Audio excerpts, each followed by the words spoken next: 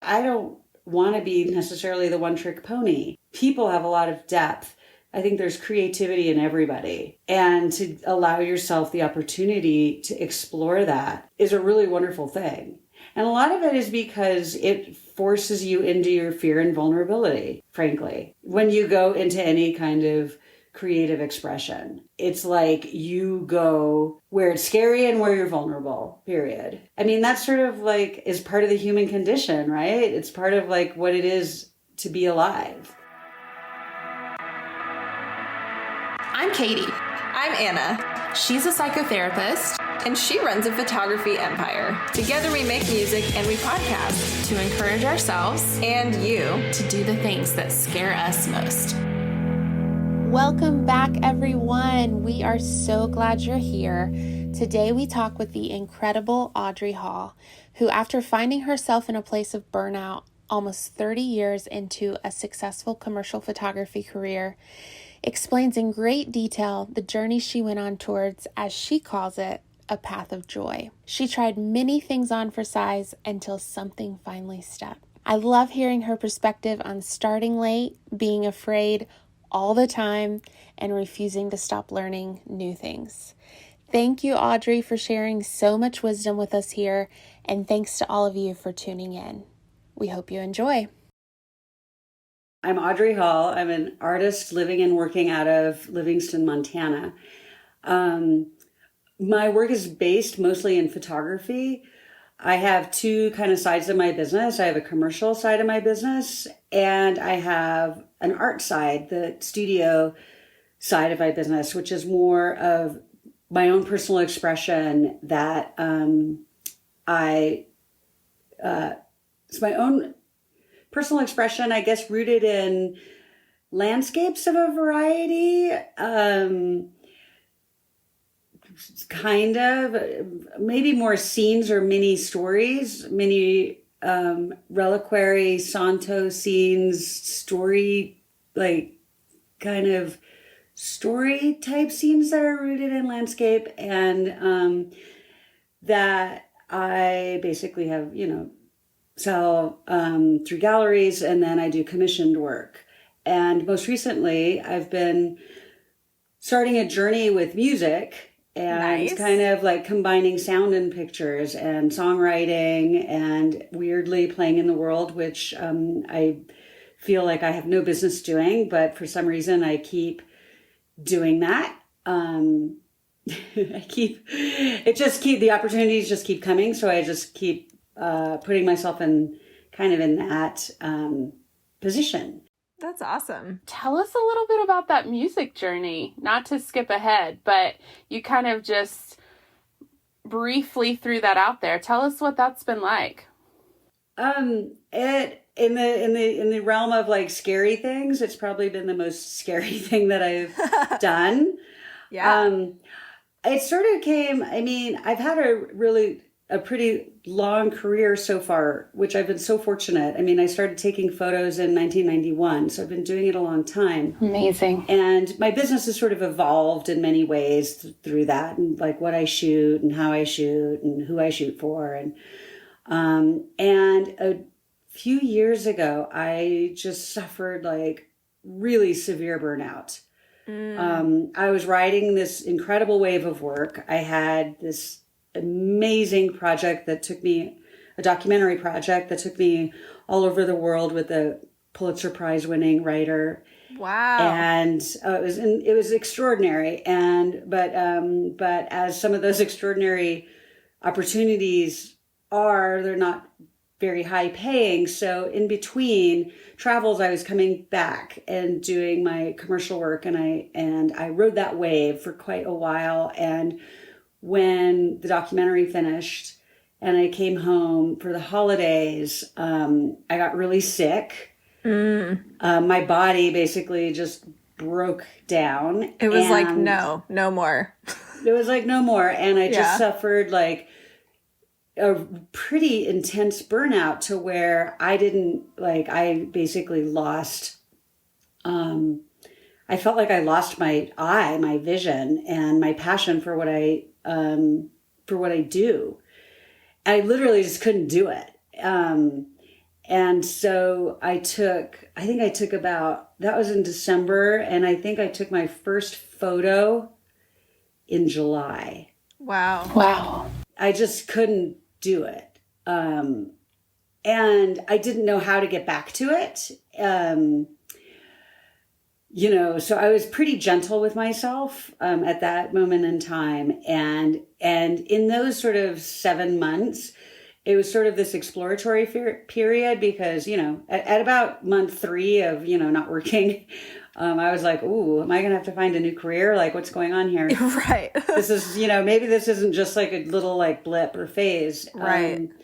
And so how I kind of found my way back to my art was I just decided to follow like a path of joy.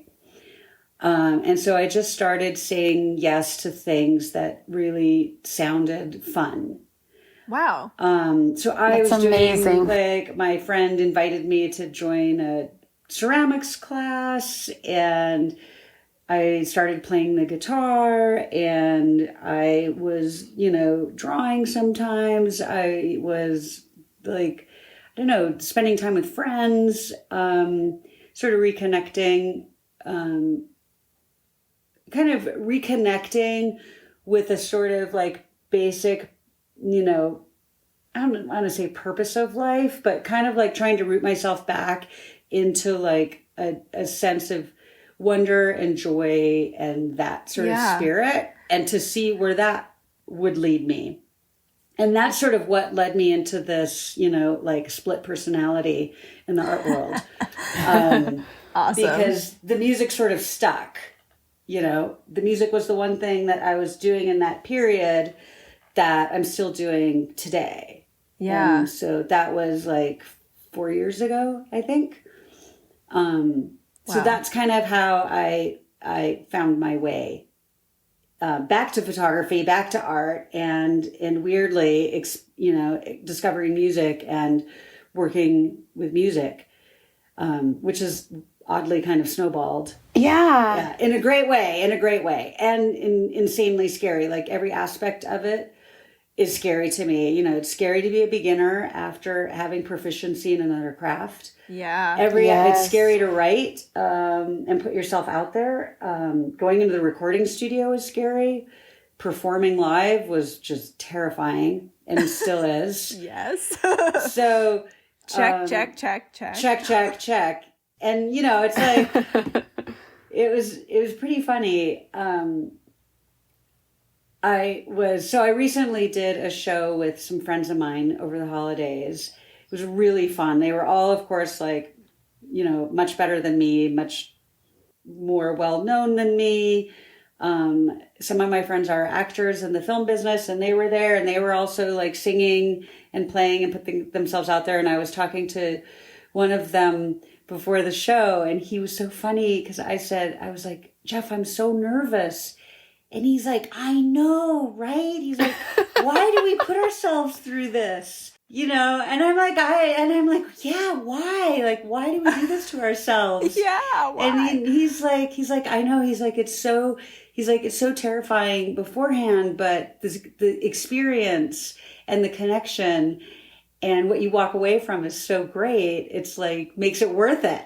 But those kind of moments before, you're just like, what am I doing? Yeah. Oh my gosh. Why am I doing this? Do you mind to say that person's last name? It was the dude. It was Jeff Bridges. Oh Even my Jeff gosh, Bridges gets nervous. what? Yeah. Guys, I know. if Jeff Bridges gets nervous being Yeah. in front of some people. I can totally see him being like, I know, right? Exactly. It was funny because it was just, the cafe was just full of like friends and family. Yeah. And it was just the neighborhood. It was just because they're neighbors of mine. They live across the road from me, and I'm have been really getting to know his daughter Jessie well, and we've been collaborating, and she's awesome. She's incredible. She is. She's awesome. She's so darling and such a great songwriter and such an amazing, inspiring spirit. So I feel really fortunate to have forged this friendship with her, and her whole family is incredible. So like literally the space, it was a safe space. It was, it was like people we knew. My mom was there, my husband was there, Jesse's whole family and extended family, and, her older sister and husband and kids, and her younger sister had just gotten engaged. And, so it was like, as far as safe places, it was literally the safest place you could play. And I was still like, I'm so nervous, Jeff. Yeah. And I was so surprised that he was like, I know, right? Why do we do love this? It. Yeah. And so I thought, okay, well, it's okay to be afraid. Like, It's okay. And it's obviously super normal, like, it's totally acceptable. Yeah. And then the other funny, one of the other people that joined is my really dear friend, Cassidy Freeman, who is also an actor. She's on an HBO show right now called The Righteous Gemstones. And she sang. Yeah, so she got up and sang.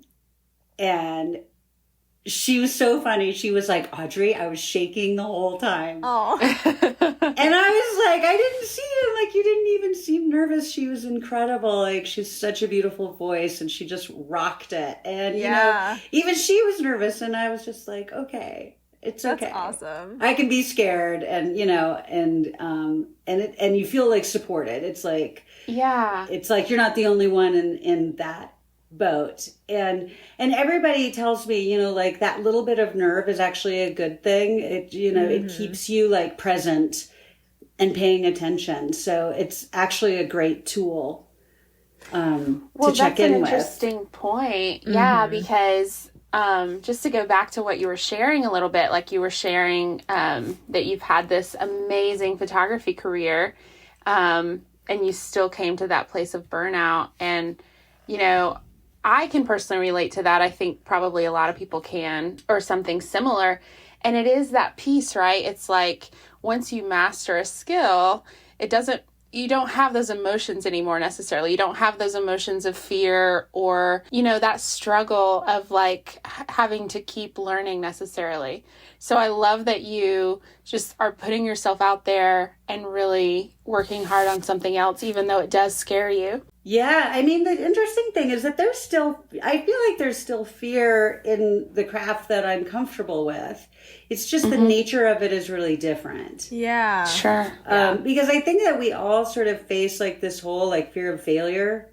And as long as I've been shooting, there's still an element of that, a neuroses that I could screw up or something could go wrong, or good old neuroses. I could be faced. Yeah, it's like the problem could come up that I don't know how to solve. Right. So it still exists, but I feel like confident in my tools. Like I feel confident that I could move through, whatever problem arises. Like I could get myself through it. With playing music, because I'm not proficient at the craft, I'm slowly getting better, but I'm still very much a beginner. It's not like I'm any kind of virtuoso or anything. So when I stand up and have to like play start to finish in front of other people, there are serious doubts on, how it's going to go. Because it's like, it's different every time. Yeah, it's like, it's not like, even though you play a song, like you practice and practice and practice, like it's always different. So I'm just like, I have no idea how it's going to go. I have no idea how it's going to go every time I step up. There's so many more ways you can see it going that might end in like, I'm in an unworkable situation, right? Like with photography and all of the skills and tools that you have enough tools that you know how to use that not much is going to be totally unworkable. But when you're less familiar or feel like you have fewer tools, then you're like, I'm headed straight for unworkable, probably. Yeah. It's totally different. It's just like your voice and your guitar and then the room. And I've been trying to play as many different kinds of rooms and setups as I can, because what I learned, I learned this actually the first time I stepped into the recording studio, because I was so used to playing in my living room for myself, and we have like this kind of a very lively space. It's like the reverb is really beautiful. It's a beautiful space to play in. So I stepped into the recording studio, and first of all, you have headphones on, so you're listening to yourself super intimately, and it's a very small, dead space. And the acoustics of it was so different, it really threw me for a loop. I was just like, whoa, I sound totally different. Plus, I'm listening to myself, and I literally cannot, like, I've come to a little bit more peace with that now, because I think we're on to our 7th song that we're recording, so I'm now used to it. But I thought, well, I should get used to, like, these different scenarios, because you step in and it's like they can all kind of throw you off. And it's fascinating. And it's so funny. Another friend of mine who's a really incredible musician, who's been mentoring me, she's like, whatever you do, don't stop. Like, if you screw up, don't stop. Just keep going. Just keep going. Like, she's like, trust me, like, the only person that's going to notice is you. Yeah. Unless you stop. And then everybody's going to notice. Then everyone knows. Which is really funny. So it's sort of like I always have that in the back of my head, that gold nugget. And when I get, nervous or make a mistake, I basically, it's like, nope, just keep going. And, you have to, like, recover mentally, which I'm not used to. I was never, like, an athlete, I always think of, like, football teams when they're down in the first quarter and then they come back, and, like, the mental shift that they have to change to, like, come forward from a mistake, I've never, because I'm not an athlete, I'm not a performer or whatever, I've never had that experience of, like, how do you in the moment recover your nerves, after you screw up, or you have, like, a hit of adrenaline from, like, the fear or the whatever, and then you have to, like, settle into it and keep going. That's a really useful skill, I think. It is. And it is a skill, it comes with, like, practice, but I feel like that's something that I'm glad you pointed that out, because I never thought about that specifically before, that, like, that itself is such a valuable skill. I know, me neither, because I just had never, faced it or thought about it. Yeah. I think it's so interesting, and you said this earlier too, the point about, when you started in music, it wasn't comfortable because you were a beginner, and that's something, I hear people talk about from time to time, is like, will you push past the sucking? Will you push past the not being good? And it is such an uncomfortable feeling. Can you talk to us a little bit more about what that was like? Were there ever any days where you thought, like, what am I doing? Why would I start now? That kind of thing at all? Oh my God, like, every day. Like, who does, because especially in the music world, it's such a young world. Sure. And the people that are older in it were established young. Yeah, they started young, right. Yeah, like, I just saw this performance of Patti Smith, who's extraordinary. And, it's like, she's had this, like, long, revered career, as an artist and a poet and a musician and, singer. And so I'm like, who am I to, like, enter this late in life? Like, literally. Yeah. And, but the one thing that helped me was I thought, well, I've lived a pretty dang interesting full life. And I feel like because of that, I have things to say. And so it's always, like, comes back to, like, the work, to the art, to, like, what I'm making, and not so much about me, but what I'm trying to create. And so whenever I get kind of freaked out about, like, what am I doing and who do I think I am? And, like, who's this old person, like, getting involved in, rock and roll or whatever. I just go back into, like, the joy of creation, the joy of making things, the joy of expressing, being able to share experiences. And so that's sort of like what keeps me going. And I'm really fortunate to have a handful of just insanely wonderful mentors and collaborators, because that has helped immensely in my learning curve. Oh yeah.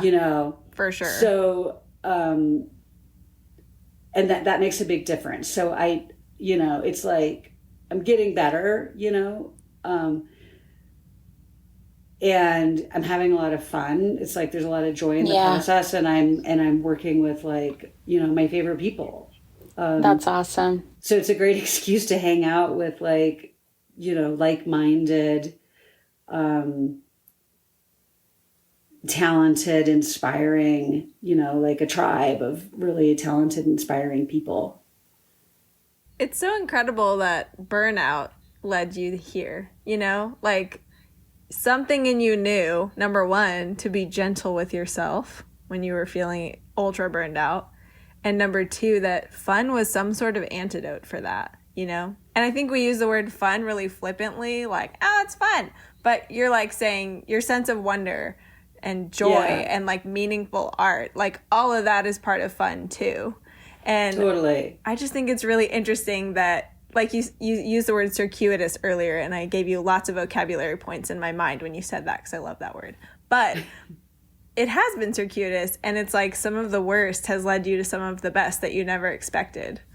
Totally. Totally. And if I would have just been, like, you know, cruising along on my career path, then, you know, I would have never had the time or opportunity, made the time to, like, explore kind of a different avenue. Yeah. And that's really scary too, because, you know, I think that we're as a culture, we're really encouraged to specialize. Yes. Mm-hmm. You know, and to be like the master of the whatever it is. And I can completely appreciate that. But there's another side of me that's like, hey, you know, I don't want to be necessarily the one trick pony. Yeah. Mm-hmm. Like, I feel like people have a lot of depth. I think there's creativity in everybody. And to allow yourself the opportunity to explore that is a really wonderful thing.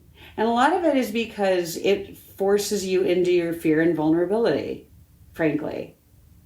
For sure. When you go into any kind of creative expression. Yeah. It's like you go where it's scary and where you're vulnerable, period. Like, yeah. And I think that helps. I mean, that sort of like is part of the human condition, right? It's part of like what it is to be alive. For sure. And I think those are really beautiful thoughts. One fear that I hear expressed a lot, and I know I've personally experienced it as well, is what will people think of me? Oh, for God. Yeah, for sure. and so within that framework of, you know, people might expect me to only do one thing. And then I think I heard you say earlier, you felt kind of, you had like a dual life all of a sudden. Yeah. So what has that kind of been like, and what are some steps you kind of took? I mean, our brains, I think, are fascinating. And one of the things about our brain is that it's wired for survival, which means it's wired to want to be accepted by the tribe, because if you're ostracized from the tribe, you die. Right. You know, like if you're a caveman person and you're kicked out of the camp, that your chances of survival are very low. Yeah. Very low. So that it's like, so that if you like look at it in those terms of like, you want to be liked and accepted, because it's literally like that survival part of your brain that's saying, be liked, be accepted, be safe, because that's how you survive. It's like, it's very difficult to be kicked out, you know, kicked out of a friendship, kicked out of a social circle, kicked out of a family, whatever. And, you know, and survive and find happiness, because it's like, we're a tribal, community oriented species. And I think that for me, when I think about it in those terms, I can kind of rationalize out some of that fear about what will people think of me. What I try to replace that language with is, how can I be most authentically me? Because there's a huge tendency, especially with songwriting and music, I've had this like, well, I don't sound like anybody else. I don't sound like so-and-so. You know, I don't, you know what I mean? Like that comparative thing. Yes. And for some reason, for whatever reason, I don't experience that as much.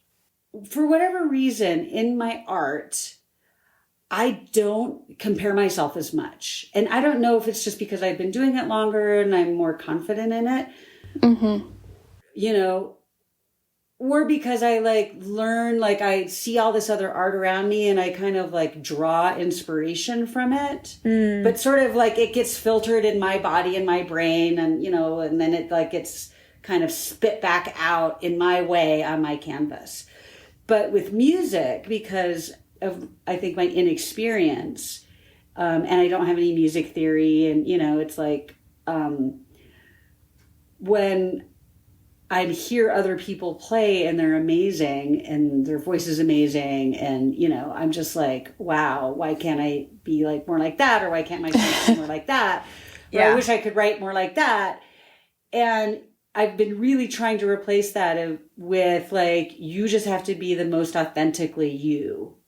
Yeah. Whatever that is, and put it out there. And it's might resonate with some people. And if it does, that's amazing. Like, what a miracle.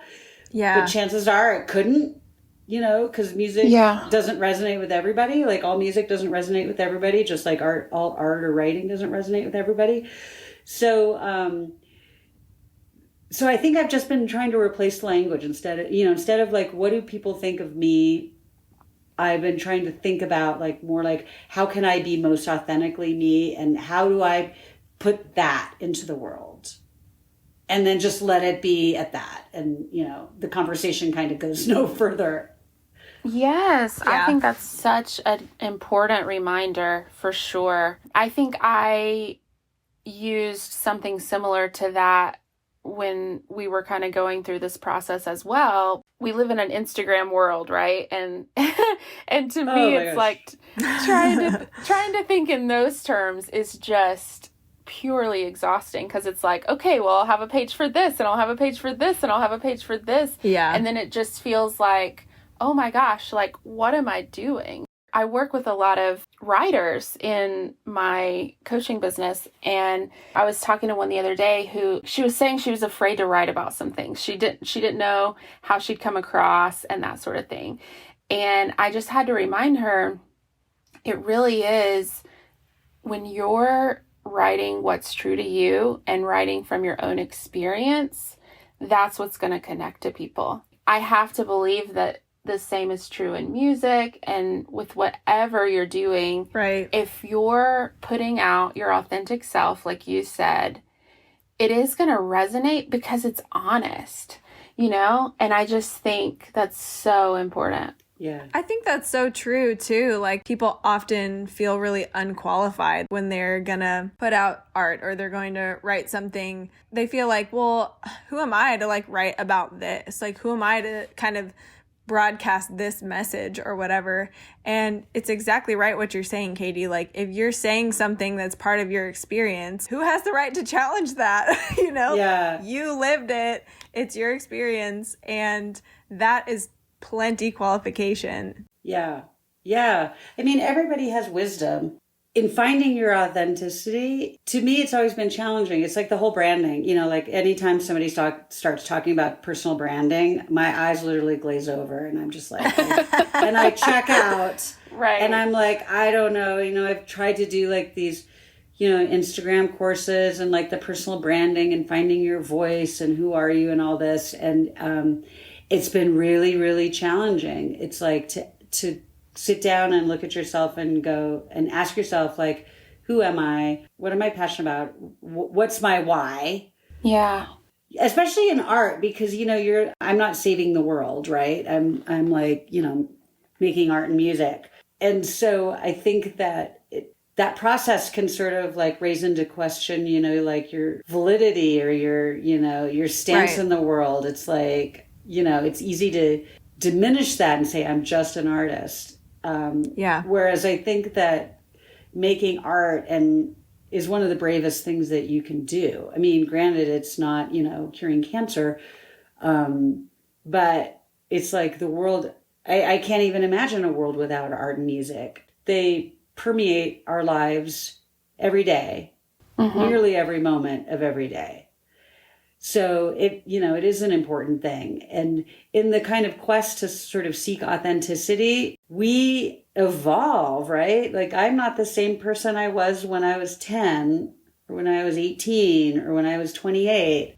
Yeah. I'm talking about different things now. I'm exploring different things now. I'm doing different things now. Different things are important to me now. Yeah. Than when I was 20. So I think it's a natural process to sort of like look and figure out who you are, what your authenticity is at that particular moment in time, because chances are it's not going to be the same. Yeah. I agree. And I think it's so important that we do keep challenging ourselves and not stay stagnant. And I want to go back to what you said originally. So you said originally this was launched because you just started trying things that brought you joy. Yeah. I don't want to pass over how important that is either. And I know that a lot of times, I think personally, people feel like it can sound really selfish to say things like that. And to me, it's like the exact opposite. Yeah. It's so crucial that we are letting ourselves feel joy on a day-to-day basis. That's not self-indulgence. No, not at all. And so this process of letting yourself learn many new skills and kind of go down a different road, how has that affected your photography business? The way I got back into photography at month 7 after not shooting was the first project I took was a project that I knew would spark joy. It was with somebody who I just adore, who she's so much fun and so wonderful. And her project was like beautiful and she's creative. And I knew it would be a joy to work with her. I knew it would be an incredible collaboration. She's so talented. I knew it would be fun. And so that sort of started to become a rule for me. It's like something about the projects that I take have to spark joy, either in the project itself or the people I'm working with. I love that. And I also really looked at the culture of busy, made a conscious effort to not take on as much. That's beautiful. I took a step back and I started to make sure that I carved time. In the spring, every spring, I usually take a 4 or 5 week Santa Fe sabbatical. Sometimes do art projects, take workshops, hang out with my mom, go to museums, connect with friends. And then I actually did that this summer. I took between the summer solstice and the weekend after the 4th of July, totally off. Wow, that's awesome. So I've been trying to be more meaningful about how I select projects and the quantity. And I also sort of said, I'm going to shoot this many days a month and that's it. Mm-hmm. Yeah. And I still am plenty busy because people don't understand, for every day that I'm shooting, I've got pre-production and post-production and bookkeeping and everything, to manage the project. So if if I say I'm shooting 4 days a week, that doesn't mean I'm working 4 days a week. It's right. I have to work a lot more to support that. But I was working when, in the time of burnout, I was shooting all the time. I was shooting probably 2 or 3 days a week, which was just too much. I just had no time off. Shooting 7 days a week, 10 hours, 12 hours, 14 hours a day. Of course you're going to get burned out. Anybody's going to get burned out. Of and course. The days I wasn't working, I'm on an airplane, doing post-production on my laptop. That's still working. Crazy. And a lot of it is in this whole neuroses of everybody's asking you, what are you doing? What are you working on? What's your project? It's almost like you always have to have something in the cooker. And I just thought, I just don't want to be busy for busy's sake. I want to be I want to work. Of course I want to create. But I don't want it to absolutely deplete every cell in my body again. Yeah. So I just learned the hard way that it's important to have side projects. It's important to have fun projects. It's important to have time to cook yourself good meals and to connect with friends and family and have sort of, for me, a morning ritual when I can. I try to have a morning ritual at least a few days a week where I write in my journal, I meditate, I do my knee rehabilitation exercises, I kind of I stretch. I have like my tea and just have like this sort of slow ramp up to the day. And I try to do that at least 3 days a week now. Yeah. Where I'm not just like out of bed, straight to work, like with a coffee to go and, and it's intense. Like when I'm shooting, it's intense. It's like they're really long days. They're intellectually intense. They're physically intense. It's like takes a lot out of you. And so anyway, so that period of time just like really made me reevaluate a lot of things. And it's important, as artists, like, I think we all have to hustle. I think we're all like recognizing of the hustle or whatever. But to me, there's another thing in play, and that's sort of like the letting go and the allowing. I was talking to a woman kind of about masculine and feminine energy. And masculine energy is like the energy that you put forth out. It's like the doer, when you're like doing. And feminine energy is allowing. Like allowing the things to happen. And I realized that I was out of balance. I was a very big doer and really uncomfortable with allowing, which takes kind of a lot of, again, courage and faith. It's almost like habitual do. Yes. Yeah, right. Absolutely. It's just been fascinating because like hustling, like the hustling and the doing and everything, like certainly like launched my career. But I feel like stepping back and allowing has like brought more magic into it. Well, that's such a good reminder. And I really liked the example of, so how are you? How are things going? Busy, busy, yeah, busy. I'm so busy. It's like, right. It's a badge of honor. Yeah. And I think that's something that I've kind of focused on this past year is just really trying to be less busy and also just being honest about that, and I think it does take people aback a little bit when you say like, oh, I'm just trying to take some time off. Yeah. But I think that's so important. I think that's a really important message. I appreciate the idea of the sense of balance too between those energies, because I think it sounds like when you kind of approximate balance, you get to be a human being first. Like your baseline is I'm a human and I'm a functioning human, and then you're all the other things after that. During the burnout time, did you have a sense you just couldn't afford not to take all the jobs and do all the things? And now you have made it a new normal to only take the ones that kind of meet your criteria that's intrinsic? Oh my gosh, for sure. I mean, when you're freelance, it's like the knee jerk is to like take everything, because in the early in your career, you're just thankful for the job. You're thankful for the opportunity. You're thankful for the paycheck. And then as you become more established, there's still like that, this could be the last job. Yeah. These clients could go away. There's going to be like the next photographer, artist of the moment, and I'm going to be like irrelevant. Ouch. That really comes into play, like as you get older and like all these other people are rising in the career. I mean, I started my career in the days of film, dating myself, and there just weren't very many working photographers or artists. I mean, there was a handful, and we had kind of a cool little community and everybody kind of did their thing. And I feel like now there's definitely more saturation with digital, and, it's like there's just more people doing it. I was very fortunate because I'm in a field in my commercial world where I licensed quite a number of my images. And in that 7-month period that I wasn't working, I was still licensing images. So I still had money coming in. So it wasn't like an all-out panic, I mean, it was lean, but it wasn't like devastating. Impossible. It wasn't impossible. But I did sort of start freaking out around month 3 or 4 because I was like, well, this well's going to dry up and I'm eventually going to have to start doing something. I'm not in a position to retire, nor do I really want to retire. Like I love, I love making things. I'm not going to be out, the girl like playing, tennis and golf every day and, having a martini lunch. It's just like, you don't strike me as that girl somehow. I'm going to be doing something. So it's sort of like, the panic was like, well, what is that thing going to be if it's not art and photography? Like, I just didn't know. Yeah.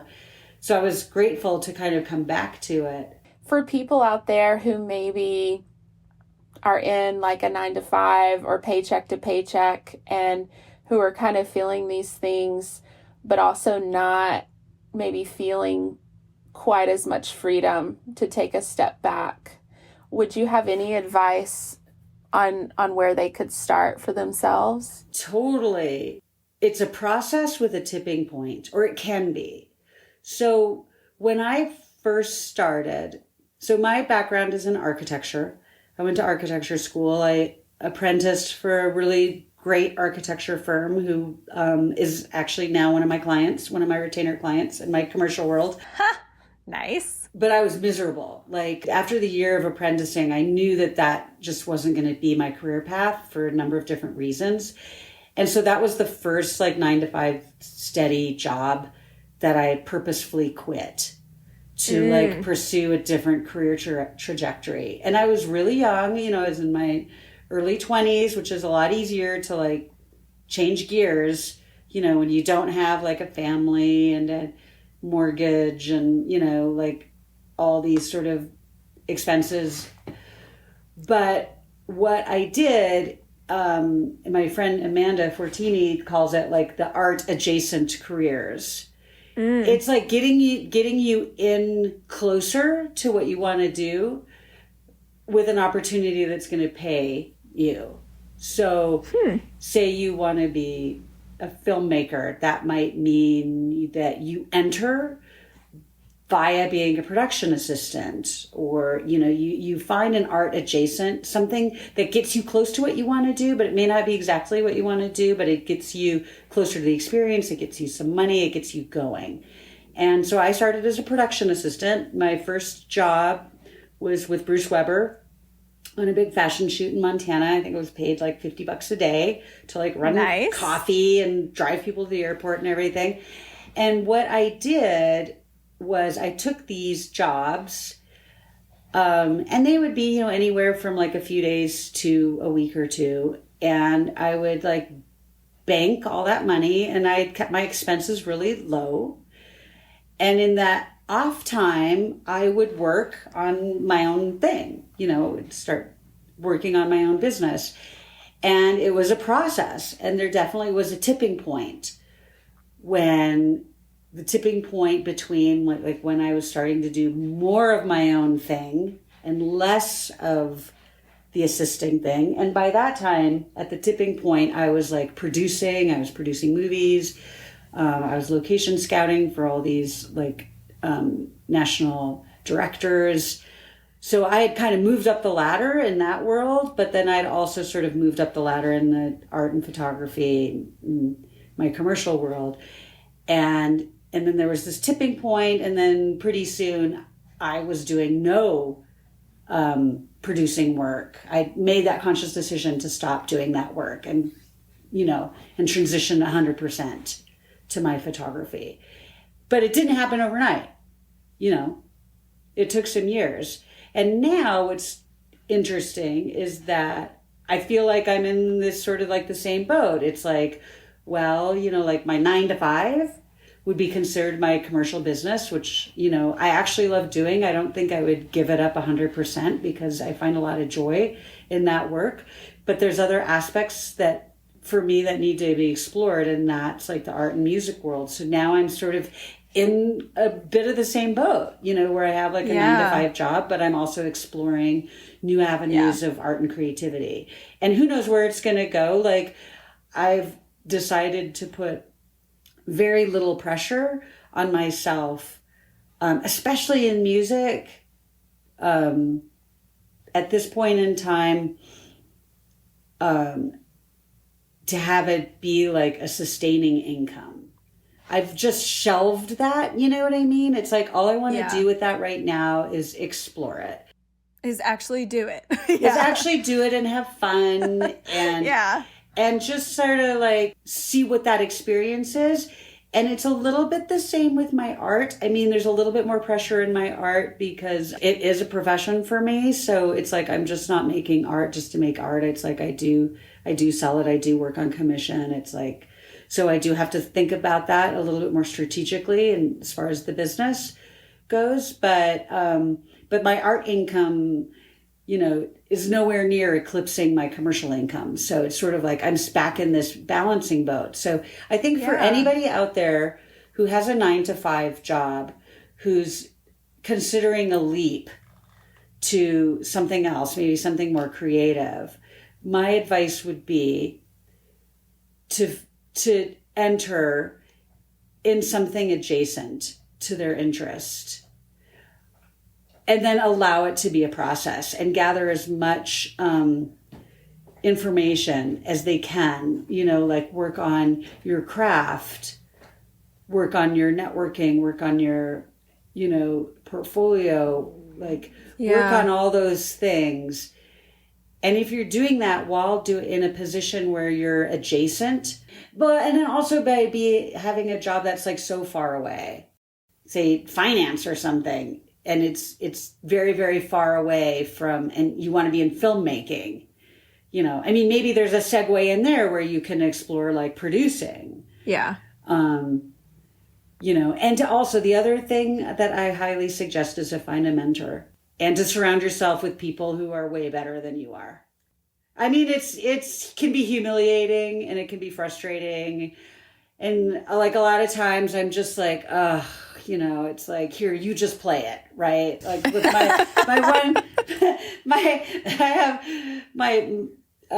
I'm working with a lot with a singer songwriter named Paul Durham, who is just like, he's got 20 plus years under his belt with 2 major record deals and has sold hundreds of thousands of albums and had hit songs and is extraordinary in basically every way you can imagine, from his talent to his intellect to his coaching and mentoring ability. He's profoundly good.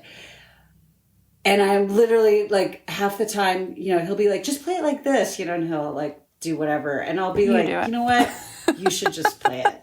Yeah. Or just sing it, here, this is how the phrasing should be, Audrey, and I'm like, So on some level, it's like super frustrating. The catch up, like I can't even think about that. Like with somebody who's been playing guitar since they were 12 years old or, and has 30 years of experience or whatever. Realistically, it's like I'm where I'm at now. So I have to work with what I have now. And so it's like this, it's kind of this hilarious frustration / inspiration, but it's worth it, because when you surround yourself with people who are really good, who are better than you are, it helps your learning curve. It's not a bad thing to make a habit out of being humble either. So if it humbles you frequently, like that's also ultimately helpful to you. Yeah, for sure. Well, I appreciate you sharing all that. I think that's really good advice. Yes. I just kind of loved hearing about how you got started. But I also think it's just such a good reminder that it's not going to happen overnight. And if there's a transition to happen, like it might take some time. But I just love what you said about that. Put yourself in the right position, surround yourself with the right people, and just give yourself the time to do it. I think that's really beautiful advice. Well, I was going to say, there's the saying, there's no such thing as an overnight success. Yeah. Which I think is absolutely true. Like any overnight success that you really look at their career and what they're doing, it's like everybody has their tipping point, It does come in many different ways. That's where like the doing and allowing balance is really important. Like it's important to do. It's important to be active and put energy towards your creativity. But then it's equally important to like give yourself space to allow for like magical things to happen and opportunities to happen. Yes. If somebody just like all of a sudden flashes on the scene, I'm just like, if you really probably look at that person and what they've been doing, it's probably not so much of a flash. It's probably more of a process. They probably have been doing it since they were 12, like you said. My whole news feed seems to be like all these stories about entrepreneur, like the new entrepreneur age is 45 versus 25, and like then all of a sudden like 21 people that have found success over the age of 40, and like it's just it's like full of stories about like later in life success, which is kind of funny because I'm like, my phone reading my mind? Kind of freaky. Like, why are all these stories all of a sudden on my newsfeed? It's been this week too. It's been really interesting. That's funny. I mean, or are you really just not alone in your boat? Yeah, true. That's good news. Well, and also, like, you start when you start, right? Yeah. I didn't start when I was 12. Like, I started when I started. I, basically started 4 years ago. That's when I started. And I am where I am now. I think no matter what age you are, like, none of us are getting younger. So my second piece of advice would be, like, don't wait. Just start. In whatever capacity you can. Because the next thing you know, it's going to be like another year. Mm-hmm. So it's like, and it's scary, but like, life is scary. Like, I laugh. I'm like, the Doing Scary Things podcast, I kind of laugh because I'm like, I'm basically scared pretty much all the time. It's just, it's like, how do you move through that? Start. And if you can, set those fears aside, because a lot of those fears are like rooted in our reptilian brain.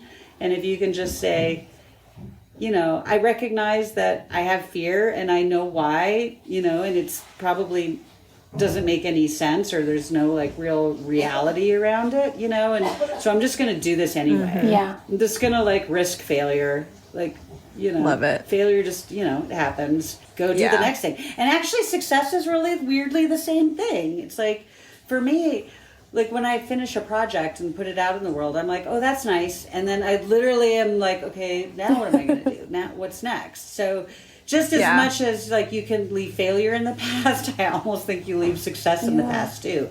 Because, it's like there's this, like the drive to be creative is sort of like this eternal thing. You just keep going. There's more things to make. There's more things to express. There's more things to explore. Well, I think that's such an important perspective to remember too, because, we can be afraid of success too, and we can make it this big monumental thing.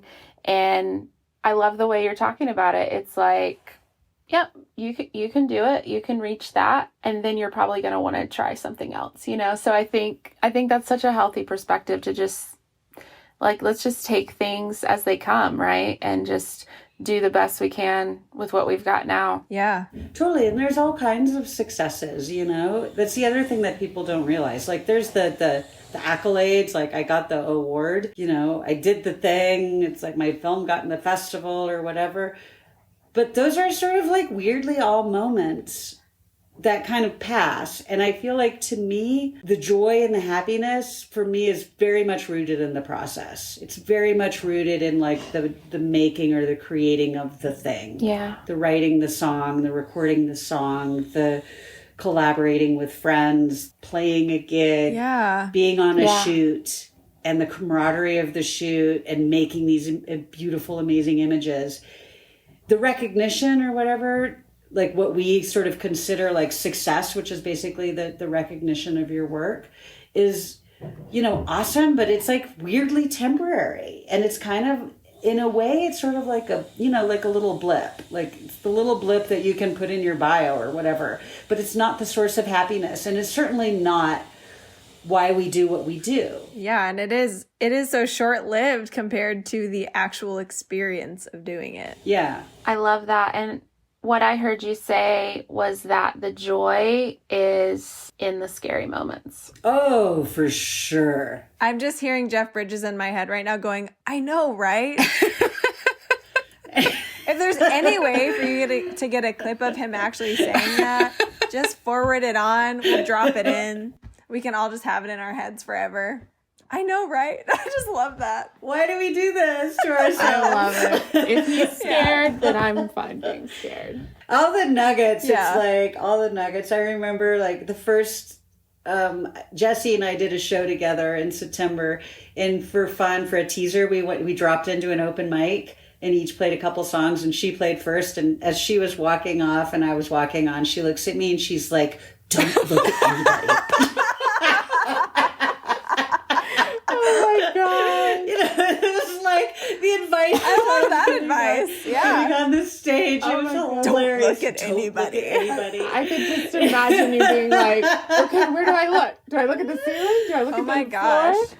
That is so real though. Just the other day, Katie was at my house and I was playing her a song that I had prepared for an open mic, and I realized halfway through that she had her phone up, and I was just like, don't look. Like she was one person with a phone, and I was like, I cannot look at you. I was trying to be sneaky, but you didn't sneak very well. I'm sorry.